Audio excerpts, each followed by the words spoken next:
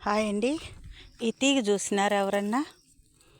ఈ తీగ ఇది ఈ తీగని తీసుకొని పోయి దీన్ని బాగా రౌండ్గా చుట్టలాగా చుట్టేసి దానికి ఎర్రగుడ్డ పట్టు వస్త్రం వేసి కుట్టి పసుపు కుంకుమ దానికి పెట్టి దీన్ని గుమ్మం కాడ తగిలిస్తేనంటండి లక్ష్మీదేవి మనకి ఎప్పుడూ ఇంట్లో కొలువు ఉంటుందంటండి.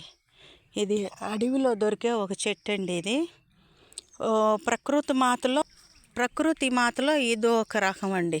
చూడండి, మహాలక్ష్మికి దీనికి ఒక చరిత్రే ఉందండి, కానీ అంత సున్నంగా నాకు తెలీదు.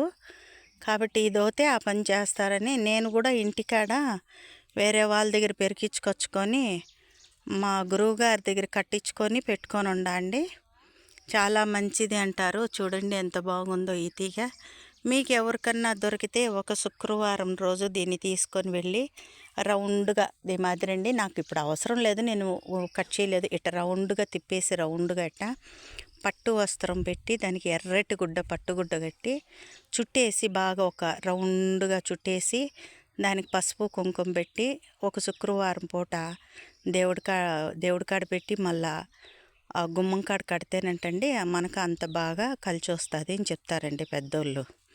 చూడండి, మీకు ఈ అడవిలో దొరికేటి ప్రకృతి మాత ఇచ్చేటివి ప్రతి ఒక్కటి నాకు తెలిసిన వరకు నేను చెప్తూ ఉన్నానండి.